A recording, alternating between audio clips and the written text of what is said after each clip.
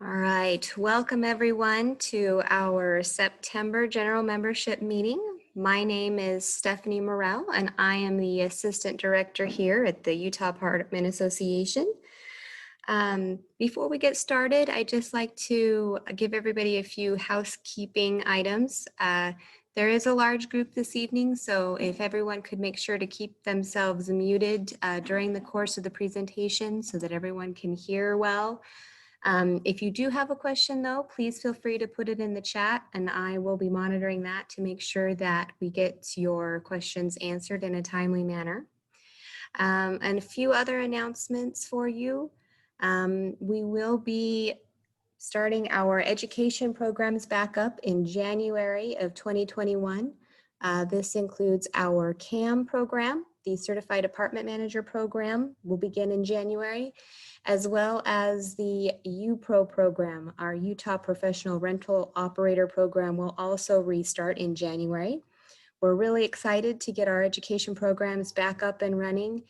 We will be offering both of these programs in a hybrid live and virtual format, which is a small portion of the reason for the delay. We want to make sure everyone receives the education that they're looking for, but in a way that works best for them and is safe for everyone involved. Tonight, our topic for the meeting will start off with our economic forecast and market data that we learned about this month with our experts that came to our conference. Paul will be on shortly. He apologizes for the small delay. He was teaching some classes down in Cedar City this afternoon and he couldn't quite control the traffic, but he'll be on with us shortly here to give us an update on that. Before we get to that tonight, I wanted to make sure that everyone had received our information about the rental assistance program that the state is offering and the ability for property owners and managers to also apply for this. Does anybody have any questions about that? Do they need the information sent back out to them? Has anybody been able to apply for that and receive assistance? Go ahead and unmute yourselves and share.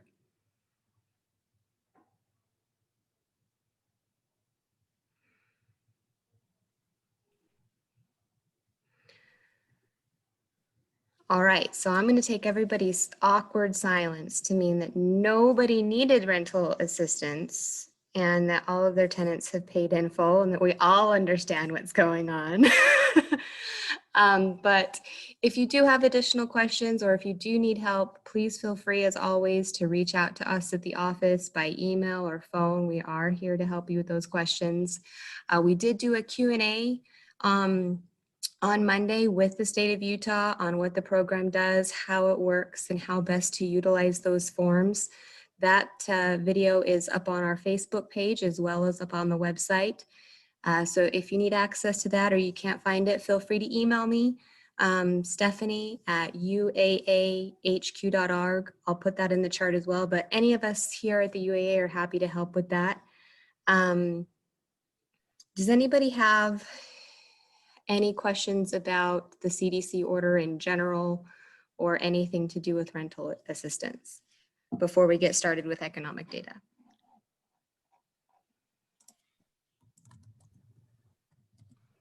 Oh, wow, you guys are just experts tonight. One last announcement then, while we wait for Paul to join us. Typically, every year, our annual membership meeting is held in November, and we hold it at our office. It's one of our largest attended meetings. With the current rise in cases and all of the health concerns and restrictions, this year's annual meeting is going to be held virtually. We'll be doing it via Zoom like we've been doing the other meetings these past months since March. We were really hoping to be able to get together in person and still have our fingers crossed for a bingo night. But we just felt that it was the most prudent decision for everyone and everyone's health and safety to hold that annual meeting in a virtual format. Just keep everybody safe and make sure that everyone can participate in that. And so that will be held virtually. It is going to be held on November 10th It'll be held at 7 p.m. We'll email the link to the Zoom meeting out to everyone like we do for all of these meetings. We'll record it like we do all of these meetings and make sure that everyone who didn't get a chance to participate has access to the video of the meeting. At that meeting, we will be going through the slate of candidates for the 2021 to 2022 board. You will be receiving that paper copy of the slate of candidates in the mail with your 2021 dues. Those should be coming out the first week of October. So expect to see those in the mail. You'll be able to review the slate of candidates. If anybody has any questions about that, feel free to call the office and ask for Paul or myself, and either of us will be able to help you. Just waiting here for Paul to join us. Looks like traffic's a little bit tricky. Are there any other questions that anybody has that we'd like to get answered tonight while we're on? Feel free to use the chat or unmute yourself.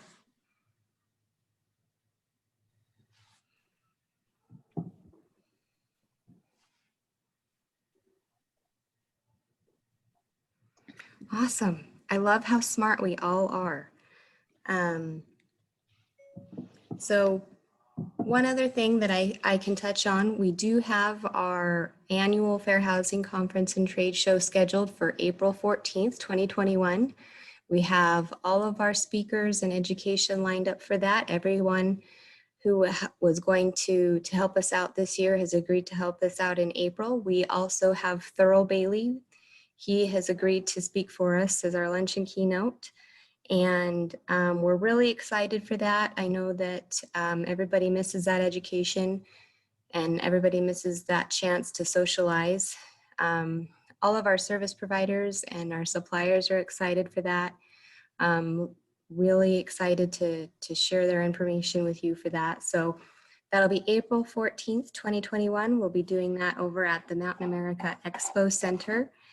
And it'll be a really great show, and we're excited to get that back in line for us for 2021. It looks like we have Paul on. Welcome, Paul, to the meeting. Thanks. Sorry, everybody. I had 2 classes I was teaching in Cedar City today, and I could not control Utah County traffic. I didn't get done until 4 p.m. and I just rushed back to be with you. But welcome. I'm really excited actually to talk about the economic prospects of the state of Utah. But I know Stephanie was going to start off the meeting with the CDC eviction order and also rental assistance. Before I start, does anyone have any questions on those things? Okay. It looks like people are wondering if we're anticipating any lease changes in 2021 to accommodate the changes because of rental assistance and the pandemic. No, I wouldn't anticipate any lease changes. Rental assistance is, we don't care where people get their money from. We just care that they pay their rent.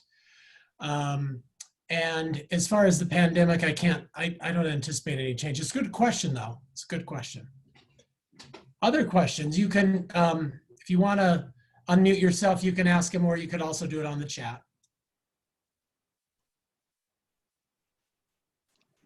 Okay, so go ahead, and if you do have questions, add those to the chat, and Stephanie will interrupt me from time to time on any questions. So give me a minute here to share my screen. Give me just a second.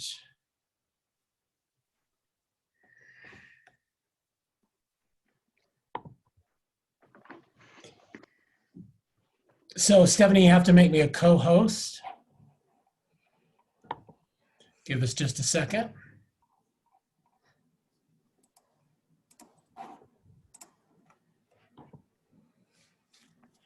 Okay, it looks like I'm a co-host now.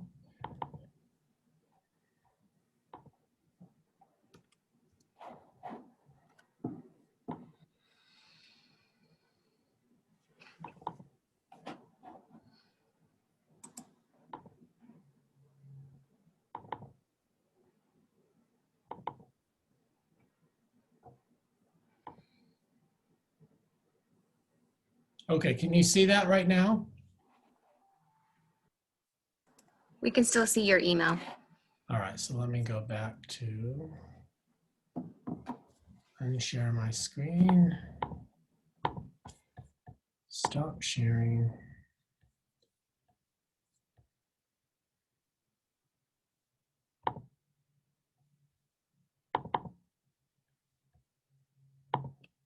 Okay, you got that now? Yes.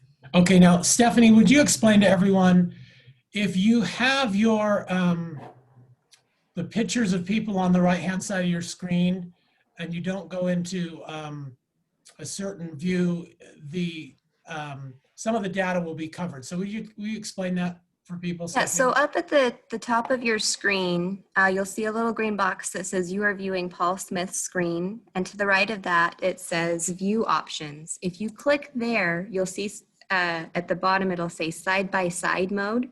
If you click on that, or if it's checked, then all of the participant windows will show up to the right of Paul's presentation, and they won't block any of the graphs or data that will be in his slides.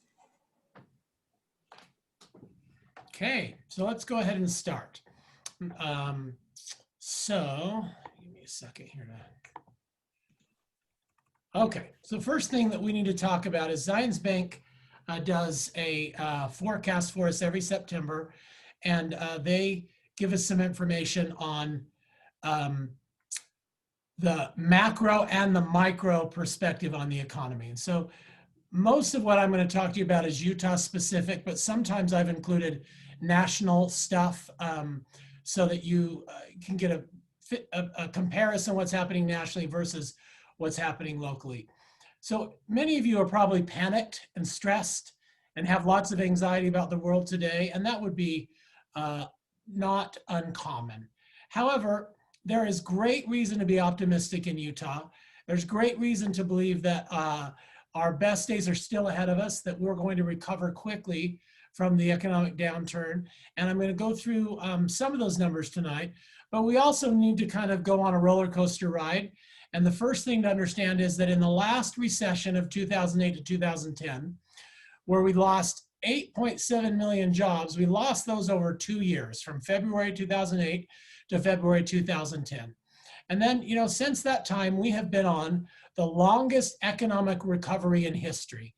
No time in the history of our country have we had more months in a row of solid economic growth. And if you look at this chart, that's indicated by the green.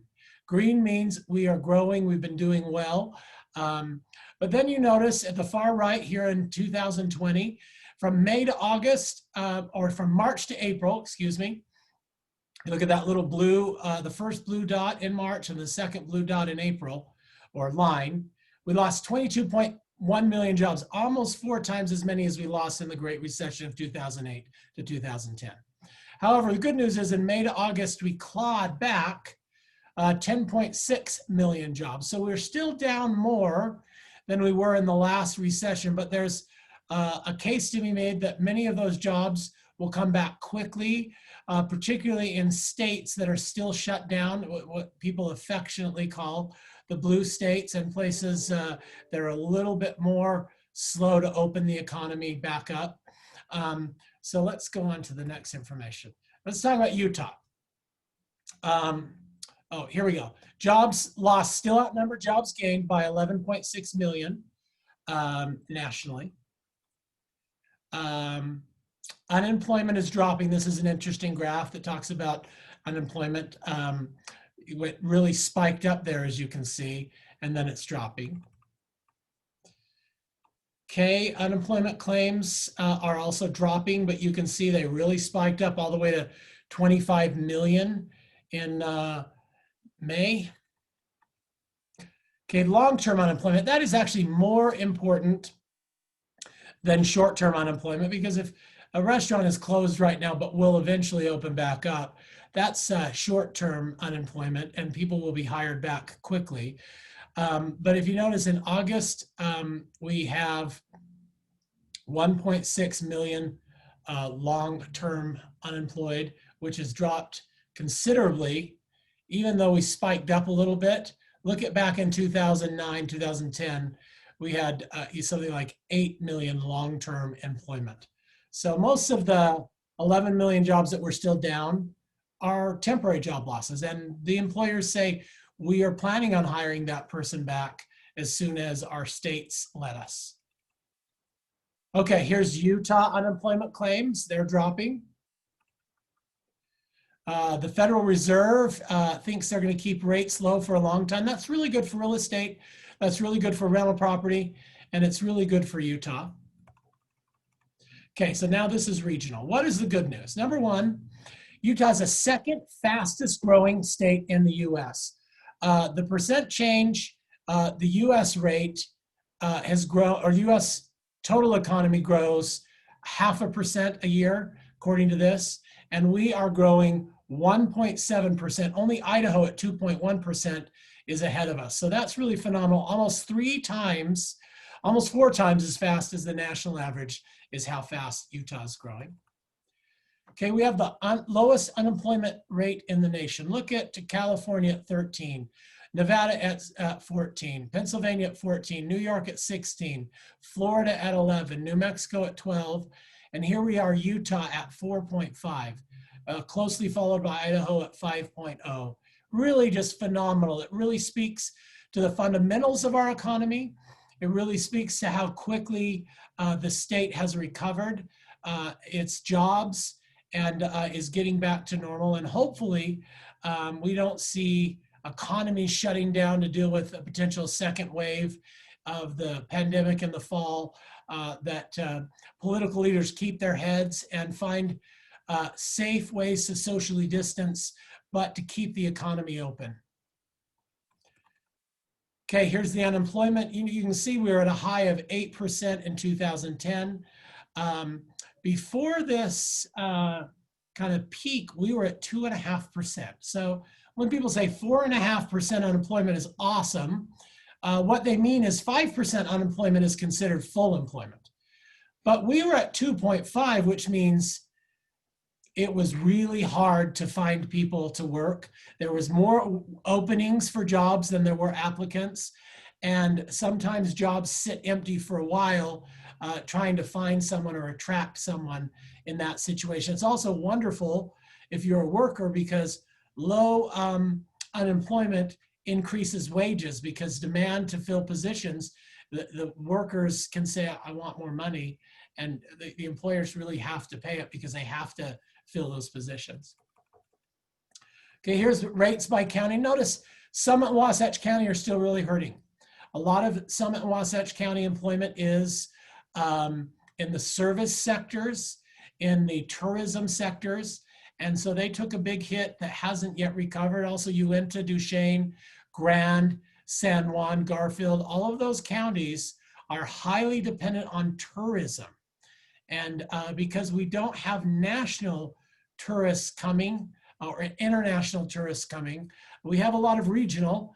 I think I have a slide in here later that national park visitation is lower because we typically get a lot of Germans and Chinese and others coming from other places in the world to see our big 5 national parks. That's not happening. However, state park visits are almost doubled. Right now, people are going to the lake more. People are going to campgrounds more. There really is. I was down in Cedar City the last 2 days, and they say you just can't go anywhere there without Nevada and California license plates because those people can't go on cruises or international places. So they're coming to southern Utah, to the mountains, to the national parks. And so there is, in those counties of Iron and Washington, they're doing fine. Washington's not quite so as good as Iron, but look at Salt Lake and Davis and Utah County and Weber, we're pretty healthy unemployment. Okay, our job loss was the second lowest in the nation. So good news.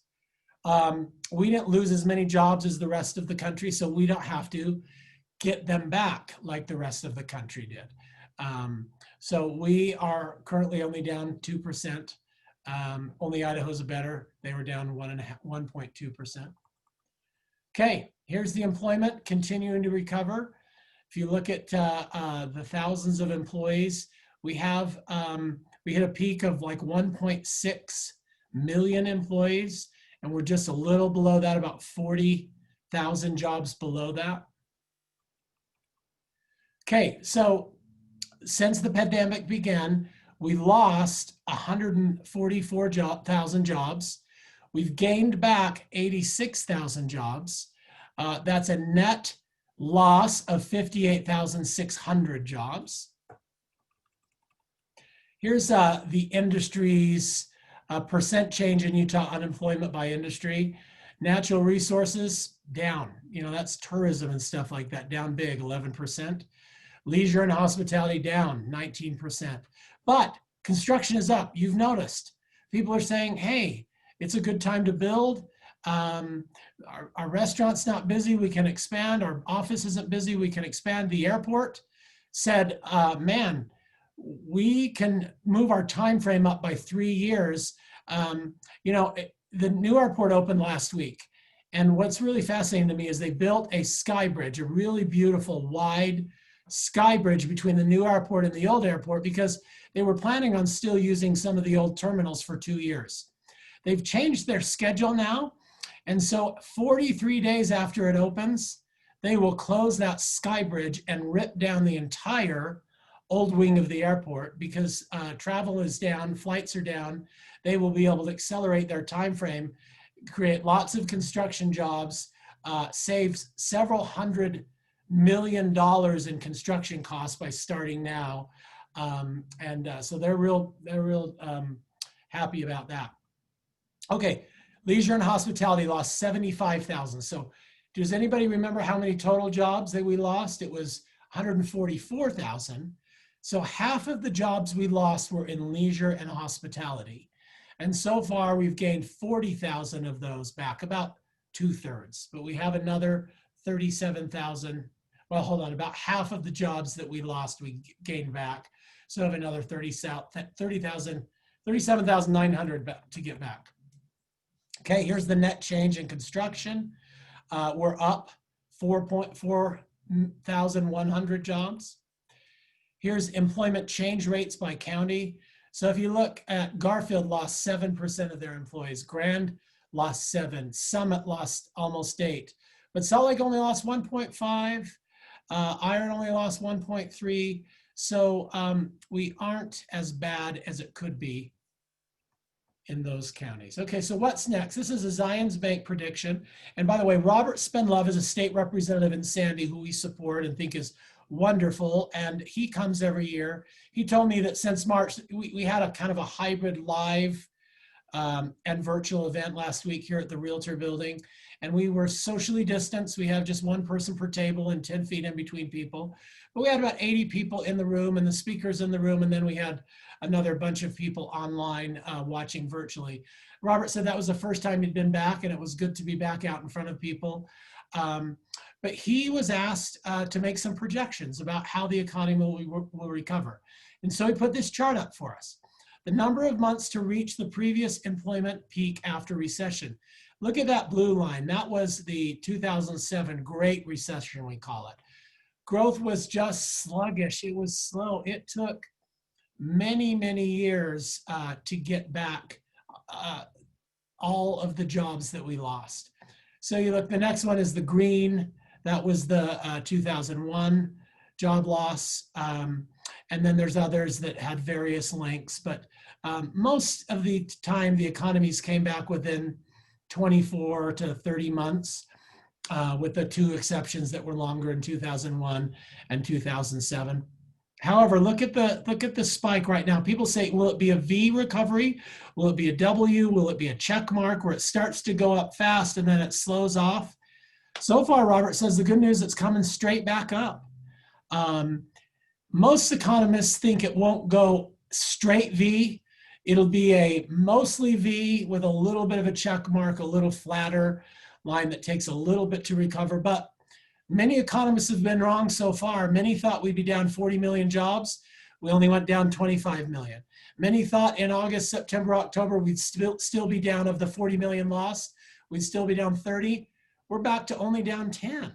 So many of these experts that opined on the economy have been incredibly wrong, including some of our Utah economists who thought our jobs would go way worse, and they were wrong. So I take the economic forecasts from economists who have been wrong multiple times so far over this pandemic with a grain of salt. They may be right. I hope they're wrong, just like they've been so far, and we'll recover much quicker than they think. Okay. Again, what does Zions Bank say? They say the contraction was dramatic and swift. The recovery will be difficult and long. Could be, but they could be wrong, and it could be fast. Economic growth will be constrained through 2020 and 2021, especially in sectors impacted by the pandemic like leisure and hospitality. Continued federal and state support is essential. You know, one of the sad things about politics is when there was a pandemic in March, Congress got together, kumbaya, they worked closely on the CARES Act in April, and they really did some really good things for the economy. And however, as we got closer to a presidential election, the parties drifted apart. The Democrats wanted to spend $3 billion and include a lot of things that are really unrelated to the pandemic, that are really more of their political objectives. The Republicans, one of their political objectives, let's be clear, is to spend less and to reduce the size of government. So one of their political objectives is not spend so much. So they also have political objectives, but they were willing to spend about $1 billion additionally to the $5 billion that the Fed had already pumped into the economy, the Congress and the Federal Reserve and all of the agencies of the government. But c'est la vie, they weren't able to get together, and we'll have to wait till after the election for a package. But all hope is that after the election, Congress will pass some more stimulus, maybe another stimulus check to the American people, like $1,500 each, maybe more of the extended unemployment, the $600 additional for people who are still unemployed, and maybe another round of the payroll protection program and other types of funding. We're in serious need of bailouts for certain industries like airlines, and so potentially hotels and landlords. We'll talk about that in a few minutes. But you're lucky in Utah. We haven't really been particularly impacted with non-payment. We have less evictions than normal. We have higher rent collections than normal, even though a little bit of it's coming from rental subsidies or rental assistance from the government. But the rest of the country's not doing well. There are markets like Las Vegas where 30% of renters are behind on rent right now. And there are markets like California and New York and Washington, D.C., places that are really particularly hurt and aren't opening back up.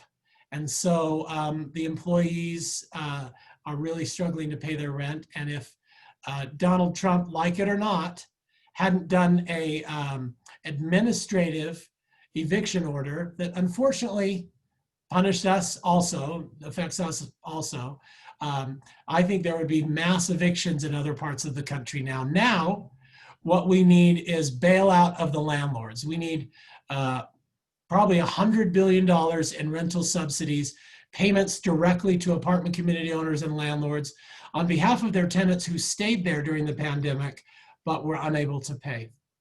Okay, improving the economy will be driven by the ability to treat the virus. How long does this virus last? We don't know. When will a vaccine be available? We don't know. If the virus goes away quicker, if the vaccine is developed quicker, we'll recover quicker, but we really just don't know. And anybody that says they do is guessing. Okay, regional and US economies are fundamentally sound and will recover, but will look different than the pre-virus world. I think all of us are realizing that we're never going to go back to exactly the same world that we were in before.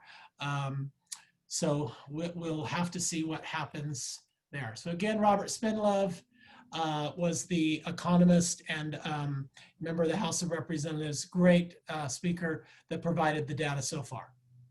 Stephanie, do we have any questions in the chat so far? None so far. Excellent. Okay, so I'll just plug away. So let's talk about the Utah GOED. It's called the Governor's Office of Economic Development. Val Hale is the executive director. He will be leaving after 6 years in the position when the governor leaves in January.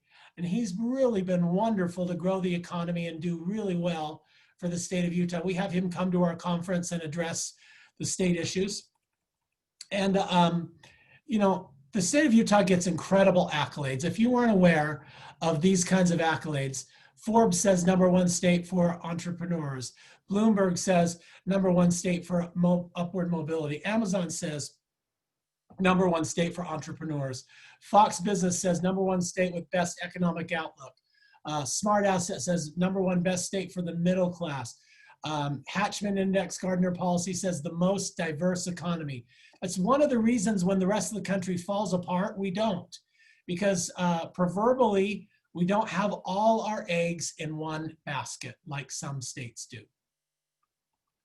Other accolades, I'm not going to read them, but we really get high marks from the rest of the country. Here is our employment summary as of May. The job growth prior year was 4.8%. The public sector or the private sector was 4.6%. So the public sector was adding more jobs. Percentage of major industries adding jobs, 20%. Our labor force participation rate, 67.2, which is really good. We have lots of people working. Our unemployment seasonally adjusted was 8.5. Remember, May was well into the pandemic, and we reached 10% unemployment, but we started at 2.5%. Unemployment claims change, again, we saw big spikes in April and May, so that looks kind of bad. But look at this unemployment rate through COVID. In February, we were 2.5. By the end of March, we were 3.8. By the end of April, we were 10.4, but the governor opened up the economy in May, and we dipped quickly back down to 8.6, June 5.3, by the end of July, 4.5 already.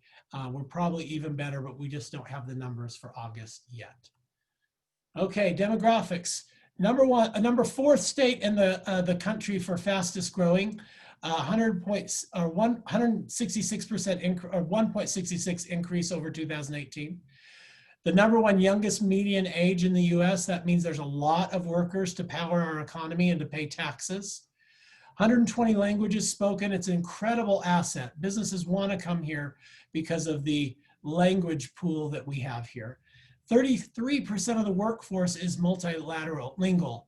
That's amazing. 43% multilingual is just incredible. And not only that, but some states are multilingual within one language. We are multilingual in multiple languages. Okay, percent change among the under 18 population. Look at that. Pink and purple are good, and Utah is pink and purple in a lot of areas. Percent change among the 65 plus population. Again, pink and purple, and look how good we're doing.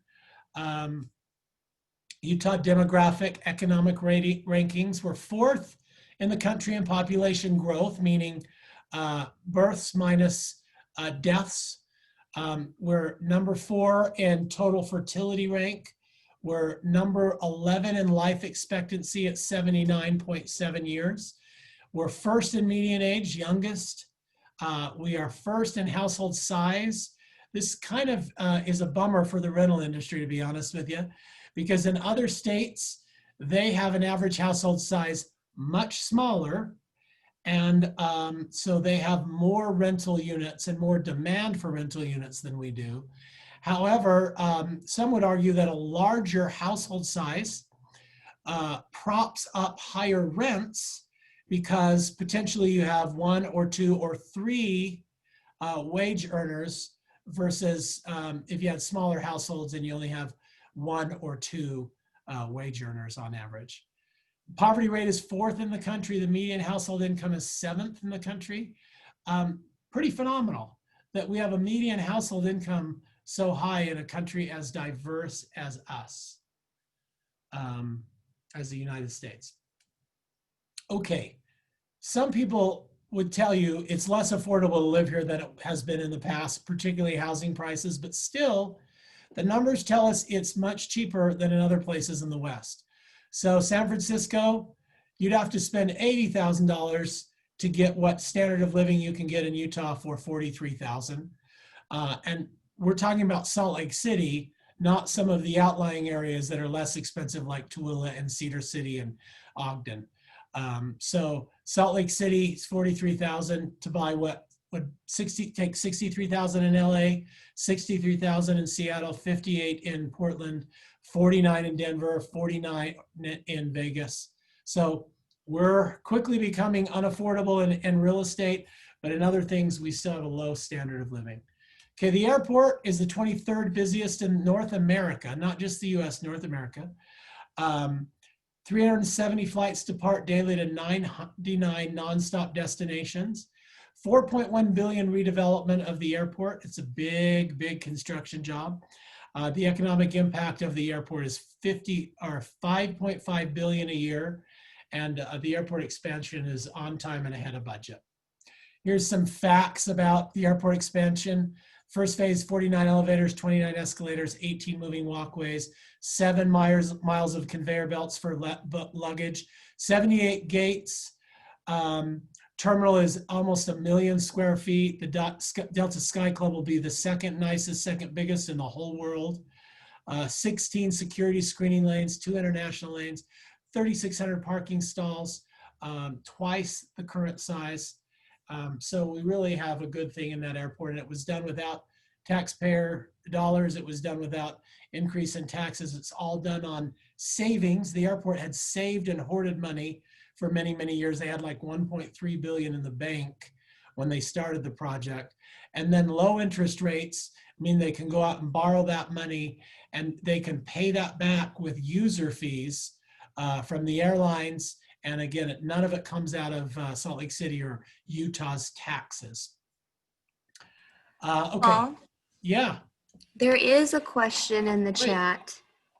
Someone is asking about what's happening with Utah's inflation. One would expect inflation with such high economic numbers. Yeah, so inflation in Utah is still below the Fed's target. I'll talk about inflation a little bit later, but inflation sucks and is really difficult in real estate and other things. Real estate and cars mostly, but many, many other things are becoming cheaper and cheaper and cheaper. And so it kind of offsets a little bit, including gas prices are lower than they have been in the past. So it's not as big of an increase in inflation as you would think if you looked just at real estate. Okay, so you know the current prison is obviously going to be redeveloped when the new prison opens, the state prison. So the regional plan for that area includes 20,000 acres of developable space, covers 25 miles, 17 cities, 1.6 million people, and potentially 40% new jobs. So it'll be exciting to see some of the things they do out there. Whether you supported moving the prison or not, that's, you know, that horse has left the barn a long time ago. You should be really happy that we're having a really ambitious plan for growing that area, mixed use, lots of housing units, lots of tech jobs, high-paying jobs into our economy. So, so far the state seems to be doing the right things to set us up for 20 years of growth in that area. Okay, the inland port is another thing that's really unique in Utah. Politically, again, some people don't like this. Some people are worried about, you know, air quality and pollution and things like that. But the reality is what it can do for our economy is just stunning. We really are the crossroads of the West with such a robust airport, and particularly with the new airport. Being able to ship to international destinations quickly by air is amazing. Our rail system is very unique. It's the crossroads of the West. And just like the freeways in the Western United States, the crossroads is in Salt Lake. And so this facility, this Inland Port Authority, can ship to the coast basically same day to the West Coast, and most of the country very, very quickly by rail. Also by truck. You know, a lot of cargo is moved by truck. You can be in Los Angeles in 10 hours. You can be in San Francisco in 9 hours. You can be to Seattle in 13 hours. The ability to ship to those ports and all of the markets, these huge markets, it really gives Salt Lake an incredible advantage. So I'm not going to get more details. So our GDP, CPI, and interest rates and our home prices, okay? Interest rates are 2.9%. Some of you just scratch your heads and go, wow, I wish when I was buying real estate, interest rates were so low. Low interest rates has a downside for buyers, and that's that it increases prices because your payment can be much smaller on a big loan because the interest rate is so low. So interest rates being low does drive up prices, which is good for owners and sellers, and it is bad for buyers and young people trying to get into the market. Home prices, Utah's home prices were up 2.62 just in one quarter. You know, some people say home prices are going to go up 10% this year. People scratch their heads and say, wait a minute, we had a pandemic. Well, that doesn't change the fundamentals that we are down 55,000 units from what we need. Our cities aren't allowing them to be built fast enough. Builders would build and developers would develop if there weren't so many restrictions in our cities and ridiculous nonsense, the NIMBYism. NIMBY means not in my backyard. And we actually have a lot of bananaism. And banana means build absolutely nothing anywhere near anyone. Just anti-growth for anti-growth sake people. They have created a horrible situation for supply and demand. We're so low on units. We're so behind that it's driving prices up. And it's really, unfortunately, pricing young people out of the market. It's good for landlords because rents go up. Property values go up. If you're planning on selling, life is good. But if you're on the other side, it's very difficult. So foreclosure rates, really the third lowest in the country with very, very small amount of loans in foreclosure. Why is the real estate market staying so hot? Now look at these two graphs. The one on the left shows the number of listings. And you know, in 2016, you look at that green line, there were 11,000 listings or almost 11,000 listings. Right now there's 5,000. So we have half the inventory on the market. Well, that drives up prices, particularly when there's so many people with low interest rates that want to buy. There's so much growth, people moving here, our birth rate, and it really puts sellers in an amazing position and buyers in a horrible position. And then look at the spike here on the next graph, sold to active listing ratio. You know, normally you look on the ratios are about 50% of things out there are sold. Right now you're up to 100% are just immediately selling. Some of these things, you have to really price yourself out of the market to not sell. Most things sell very quickly. And the reason is pent up demand. You know, people have money, the interest rates are low, record low resale inventory, that's causing prices to go up, and historically low mortgage rates. Okay, outdoor rec. It's really one of the highest performing industries during COVID-19. You may know this anecdotally, but it's nice to have the numbers. Record year for sales in all watercraft, boats, canoes, kayaks, rafts, sailing, jet skis, camping, campers, RVs, bicycles, off-road vehicles, fishing, canyoneering, nature trips, golf, etc. Golf courses are having their best year ever, even without all the tournaments that have had to be canceled. And these other industries are up just incredibly. Here's some stats. From June to June, Americans flocked to buying and participating in cycling 63%, paddle sports 56%, golf 51%, camping 31%, bird watching, nature sightings 22%. And that's just through June. A lot of people were slow to buy their ATVs or their motorhomes. And it would be bigger if we could actually find inventory. Anybody that's been looking for those types of things. I ordered an inflatable kayak in July. It got to my house last week. It took so long because of low inventories. Okay, tourism and hospitality. In 2019, Utah visitors spent $10 billion, which supported 141,000 of our 1.6 million jobs. So almost 10% of our jobs in tourism and hospitality. The resulting 1.3 billion in state and local tax revenue of our 20 billion, That's incredible that almost 10% of our tax base comes from tourism and hospitality. That would be the equivalent of every household being taxed $1,305 more, or in other words, you pay $1,305 less per household for the same services that you would otherwise pay for if we didn't have tourism and hospitality. So anybody that's anti-tourism, please change. It's a big deal of our economy. Okay, tourism. Believe it or not, 45% of tourists come to Salt Lake City. These are some of the other areas, almost 22% St. George, and so on. You would think Park City has a bigger percentage, but it gets its percentage, but many of those people come to Salt Lake City too.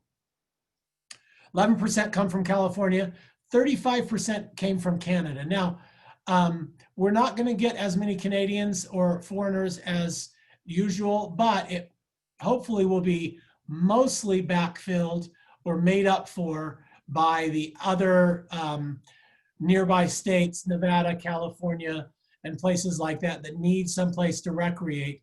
And Utah is wonderfully close for them. Okay, national parks. Again, look at May of 2020. The visitors were down.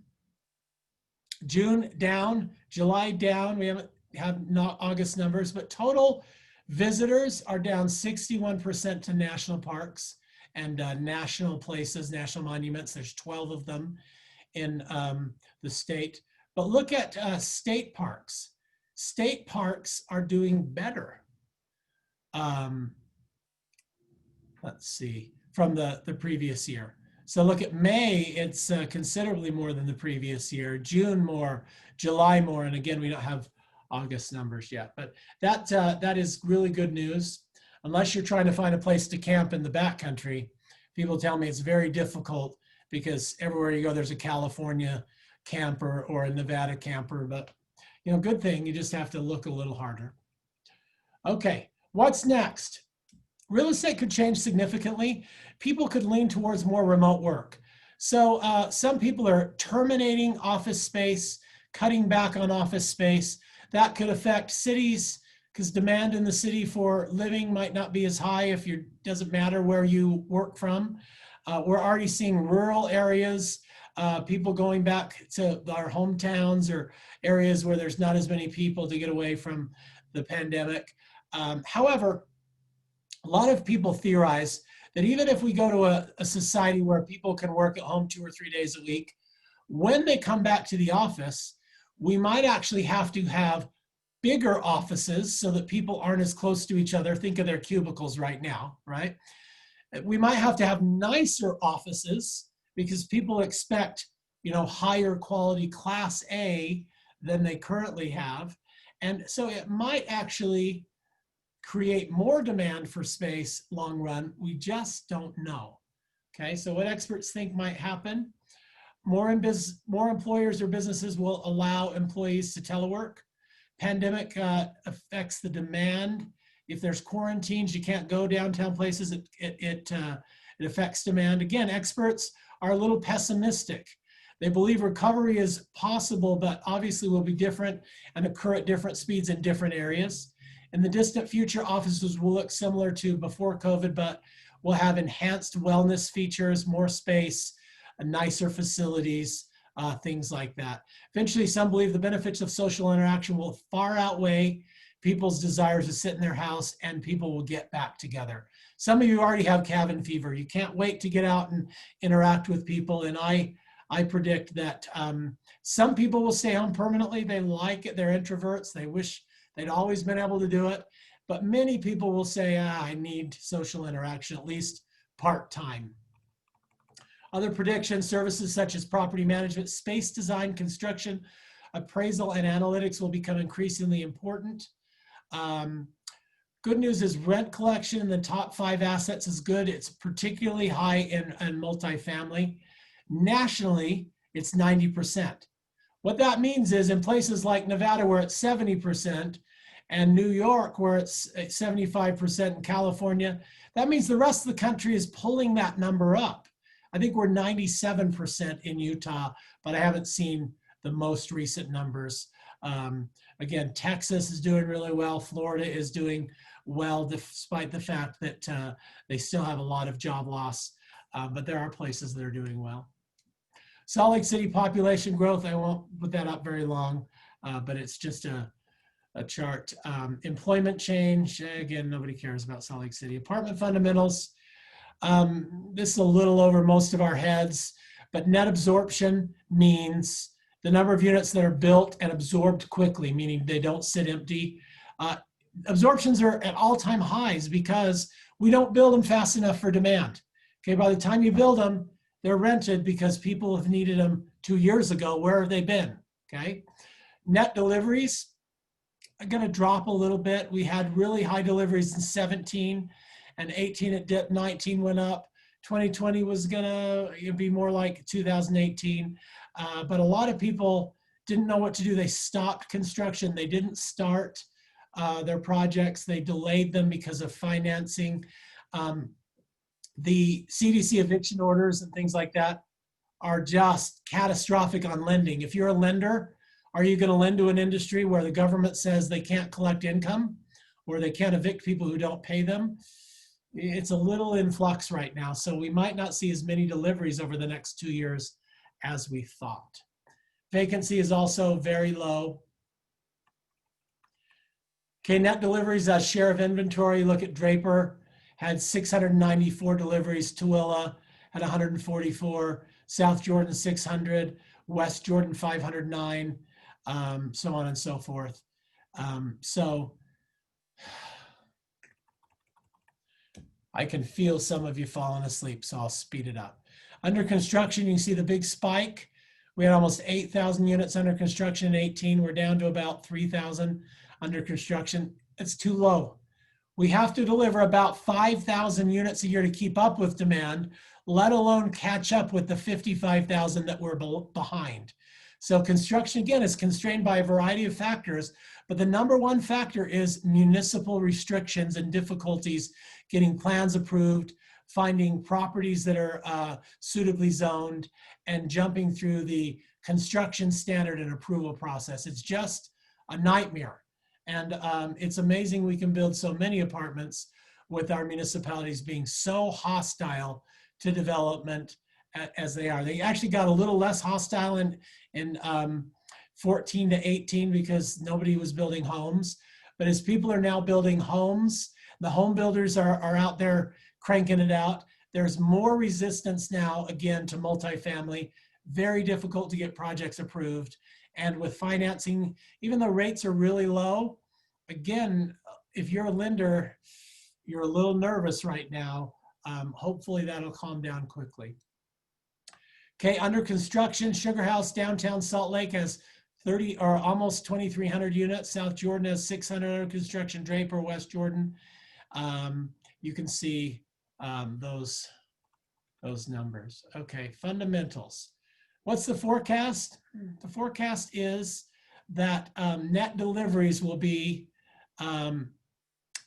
down over the next little while, but still, reasonably high. Vacancy will stay reasonably low because of the lack of supply and the amount of demand. You don't care about net absorption by submarket, but here's the net absorption by submarket. By the way, I will make these slides available to you. We'll send the membership tomorrow morning this presentation so you can go back over these slides at your leisure. Best case forecast is that we dip up to about an 8% vacancy, or and anyway, I'm not going to get into this. I'll let you do that. Rent growth has been pretty strong. You can see there the market rent has gone from about $850 in 2007 to about $1,200 now. And it's that red line that is the important line. That's how rent growth looks. The pink line is how much higher each year that red line goes. So that red line is flattening a little bit, but it is still trending upward. Okay, same kind of thing here. This is forecast. In 21, we forecast that rent will reduce a little bit. Again, remember the experts could be wrong, and it will be area by area. There'll be some areas where rent growth is strong, and there'll be other areas where there's too many units, or in the big city, you know, people fled the big cities for rural areas or suburban areas. We just don't know yet until it happens. But there'll be some movement, and if you notice the year-to-year change for the next 6 quarters might be negative. That's the forecast anyway. Okay, sales volume's pretty healthy. It's not as big as in 18 or 19, but it's still pretty healthy in 2020. But the reason it's down is there's just not much inventory. Everybody wants to buy stuff in Salt Lake, but there's not much inventory on the market. Okay, adjusted sales volume. Market, these are boring. Cap rates, okay. Investors should care about cap rates because the lower the cap rate, the more money you can get from something you sell, but the more you'll have to pay for something if you're a buyer. If you look in 2009, cap rates were about 7%. They're below 5 right now. And what that means is for every $100,000 invested, if you paid cash, the cap rate means you would get at a 7% cap rate, $7,000 return. At a 5% cap rate means you only get $5,000 return. So cap rate is a number based on if you paid cash for a revenue stream and you put $100,000 for each $100,000, right now the market says you can expect to return 5%. Now it's low, but one of the reasons is interest rates are low and yield spreads are pretty high. So if the average mortgage rate is about 3, that means multifamily, you might be able to get 3.5. So you're paying 3.5% on your interest, but you're getting 5% on the property. So that yield spread, and I won't get into the details, but those that understand that, it's not a 5% rate of return if you have a mortgage. It's more like a 11, 12, 13% rate of return if you're financing it correctly and well. So don't think that the cap rate is the rate of return. It's the rate of return if you paid cash. Okay, so now we're going to go to the University of Utah. Normally I have James Woods, who is a senior economist at the University of Utah, but he was out of town, good for him. So we had Dion Eskich come talk to us. Look at this, weekly unemployment claims. The 12th week of the year, 13th week of the year, March, man, we had 33,000 unemployment claims. And you can see the dots there are how many, but we're down. Now we're about only 4,800 new unemployment claims a month. And that's really, honestly, not too far off average. If you look at the 2019, week 28, it was 996, 4 times that. But it's much better than it was previously. Okay, unemployment rate. If you look at the US, man, they're a lot higher than we are. Okay, they got as low as 5.1, they're up to 11, and we're back down to 4.5, okay? Job change. Again, the rest of the country lost jobs deeper and faster than we did, and so we don't have as far to claw back as the rest of the country. Job change by industry. Natural resources and mining are off 10%, but construction is up 8%.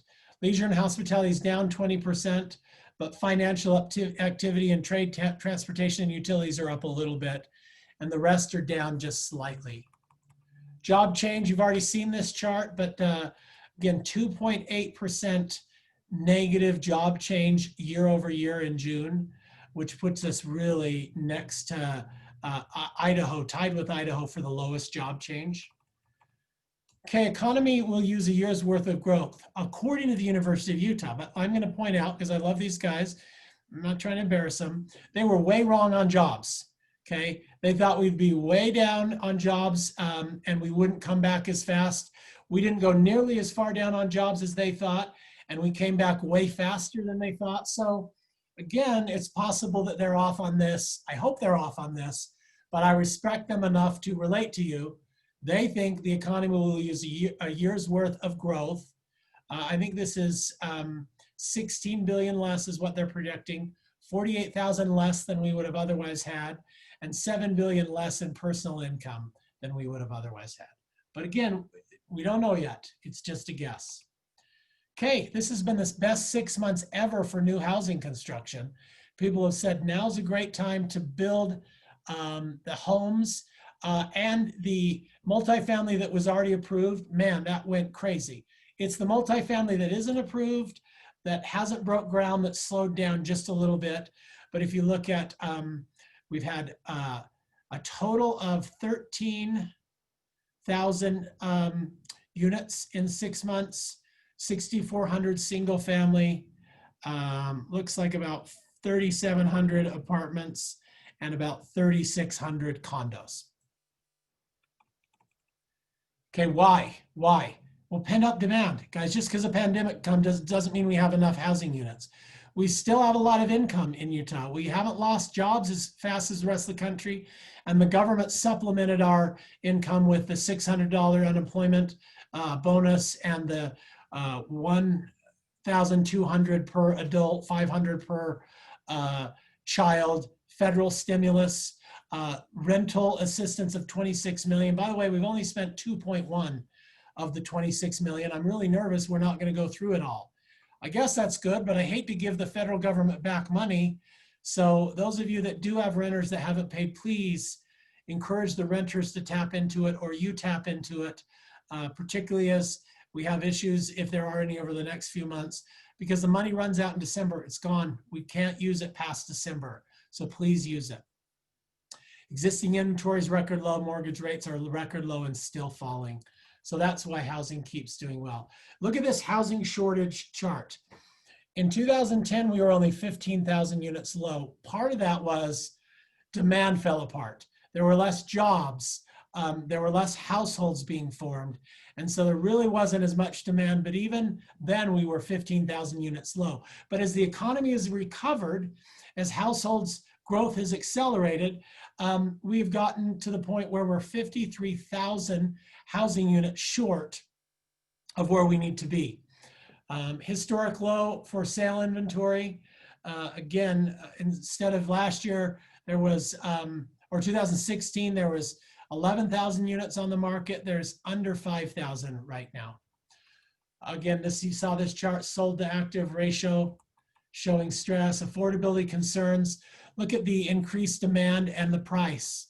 You know, the mortgage rate is dropping, but the median sales price is going up. You know, median sales price of $400,000, incredible, incredible. Okay, from August 20 or 19 to August 20, mortgage rates fell 0.68%. Your monthly payments, 3.7% increase, because why? The median sales price went up. So the median sales price went up 13% in 1 year, which means people's payments went up 3%, but interest rates went backwards 0.68%. Okay, eviction protection has really worked. We worked with the state to have a really reasonable eviction protection program in March and April, so people that were losing jobs and were waiting for government money weren't caught in the lurch. I'm pleased to report very few landlords were hurt, if any, because we had that stimulus, we had the unemployment, and evictions are way low. We're about, I can't remember exactly, we're at 2,000 evictions lower than normal at this point in the year. And you can see, even though we have an eviction moratorium on non-payment issues, there's still going to be evictions on, if you've given someone a 30-day notice, they're on month to month, you can still evict them if they don't move. If someone is not complying with the lease, they have pets or they have you know, junk or something like, you still evict them. You can still evict people for criminal activity. So There will still be some evictions through the end of the year, but we project it to be less than 300 per month, if I had to guess. I don't know what this chart is, so I won't try to explain it. Okay, there are renters moving to the Wasatch Front from other places. Seattle, people can work remotely, so why not move to Provo or Logan or Cedar City and rent there for a while, because your job is flat out told you, we don't require people to come back to the office for a year. So it's amazing what it's doing to rental demand. These are all the places that people are moving to Utah to rent from. And don't even get me started about short-term rentals. Short-term rentals are off the charts. People are coming out and renting homes on, I drove by Yuba Lake, and there's a $700 lake house right there that's booked through the end of the year. Cedar City, St. George, Bear Lake, Park City, Duck Creek. People want to be in wonderful places. They don't have to be in downtown New York or Washington or Austin right now. And they can be in the mountains or the beautiful places in Utah. Okay, looking ahead, we really don't see a big dip in the market in housing. Even with the eviction moratorium, I don't expect very many of you will be going broke or experiencing much actual fiscal stress. You might have emotional stress and anxiety, and join the club, okay? But the good news is most of us are going to be fine. We're not going to experience big losses this year. However, there's uncertainty. Does the government ever bail us out? Does the government give more stimulus to households to help them? What's going to happen with foreclosures and evictions when the eviction and foreclosure moratoriums go away? There's going to be more housing, 27,000 units over the next 5 years, but it's still not enough for us. We're below 55,000 already. We'd need 55,000 to catch up. 27,000 will barely meet the demand over the next 5 years. So it's not good if you're looking at buying. Some people think, hey, crash. These fundamentals would argue against crashes. They would argue against, that properties will be going down in value shortly. You never know what's going to happen if the job market fell out or some other catastrophe happened. Yes, things could go down, but the current fundamentals suggest continued price appreciation, rent appreciation, and continued greater demand than there is supply. Okay. Economic forecast. This is kind of in closing. I think I'm down to my last slide. The worst is over. Peak job losses were reached in April. Job growth will return, and we will be probably by the end of the year at net zero for the year. So right now, remember, we're still down about 30,000, 37,000 jobs. I can't remember exactly. Hopefully, we'll have clawed all of those back by the end of the year, and we'll be even with where we were in February. We won't have grown. We won't have grown, but we will be back to where we were within, roughly a year of the fall. Gradual reactivation, again, until there's a vaccine, until the virus and the pandemic go away and are over, we're going to see again, these are economists. They don't think V, they think swoosh, like the Nike swoosh, okay? Unequal and uneven impacts. Reactivation will continue to vary by industry and geography. Some places will recover faster than others. Cruise industry, don't bet on that recovering fast, but fortunately, Utahns are just consumers of cruises and not beneficiary. It's not one of our economies. International travel, that's going to hurt us for a while, but national travel will probably increase. We'll get people regionally and nationally. The ski resorts are talking doom and gloom right now. They're saying they're seeing only 30% of the bookings that they normally see by now for the winter season. But they're also anticipating massive local demand. Since we can't go other places, we can't go on cruises, we can't go to places overseas, locals and regionals will be hitting the slopes like never before. I bought a season ski pass, And I've heard both from the company that I buy it for and others, they were shocked at how many season passes they sold to locals. And most of our resorts have now, for the first time ever, done a local or a reservation system where if you want to ski Saturday, you've got to reserve it 7 days in advance. And when they reach a certain number, and they'll capacity control a little bit because of COVID and because they won't be sharing lifts with your party and some party from somewhere else, they won't let you do that.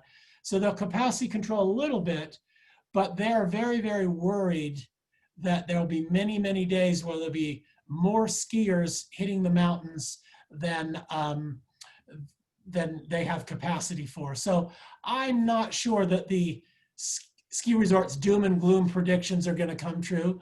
Maybe they might not have people from Australia, but that will be replaced by people from Chicago, people from San Francisco, and people from Sandy. So gradual reactivation. Some industries will do better than others, and equal impacts. Recovery, again, depends on how we adapt, depends on government. Utah's doing a good job, but we could screw it up. So far, we haven't. And then everybody says no back to normal. Structural change is needed to create a new economy, and I think we all anticipate that. So I'm wrapping up. So is there anything else in the chat, Stephanie, that I can respond to? There was a question about geographical data on the housing supply shortage. Is that something we could get from the University of Utah? The question is, could we find out where the shortages are the most acute? Yes. I think that you do that by looking at rent growth. And CBRE has a great report. I'll have Stephanie link that tomorrow when we send this out. And so what I would do is say the areas where the rents are growing the fastest are where they have the most demand and the least supply. The areas where rents are growing slowest are where they have the least new demand and the greatest supply. So if you're looking at buying or selling or that kind of thing, I can't tell you exactly which areas, but you can extrapolate it using that data. There was one other question about rent growth, and if it implies that we can sustainably increase rent by 4 to 7% per year. So again, you're asking about generalities when reality is that every property is different. I don't know what area you're in. I don't know what your product is. But my guess is if you're in a good area, a high growth area, and your product is top 10%, meaning you have hardwood floors or solid surface floors, you have granite or new countertops, you have stainless appliances, you are large, you're in a beautiful area, you have something attractive about you that separates you from the flock, I think that you can grow rents, probably. However, if you have subpar rentals, and some of us do, we can admit it, your rent growth's not going to be as fast. If you're in areas that are overbuilt or in areas that are less desirable, you're not going to be able to grow it. So again, it depends on where you are and it depends on your product. I can't just tell you all raise your rent 4 to 7% because it doesn't work that way.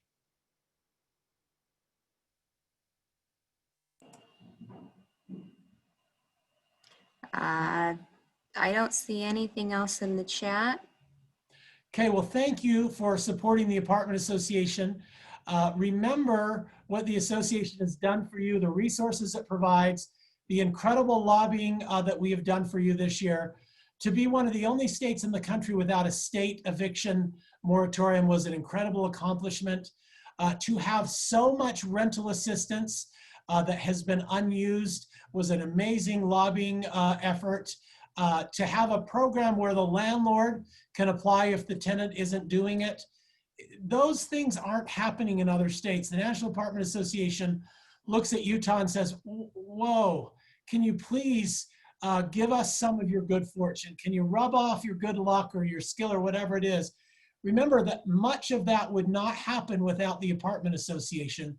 So be sure when your dues invoice comes in October, not only renew, but tell 3 friends who are property owners how much the Apartment Association does for you and how important it is to continue to support it Look, our revenues are down this year because we can't do events.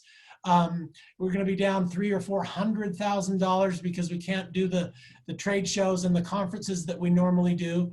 So we need you to continue to support us in dues. We need you to spread the word so that we can be here when you need us, so that we can continue to fight for, protect you, and enhance your business. Again, guys, I think Utah is the best state in the country to be a landlord. I'm biased, but when I hear from my colleagues across the country that they think the same thing, I recognize that maybe I'm right. Of course I'm right, right? Okay, so thank you. We will see you soon. I hope we can see you in person, if not on Zoom calls or Zoom meetings, but everybody stay safe. Keep your chin up. We'll all get through this. And if you're having stress or you have questions, call us. That's our job. We love you. Thank you. Have a good night.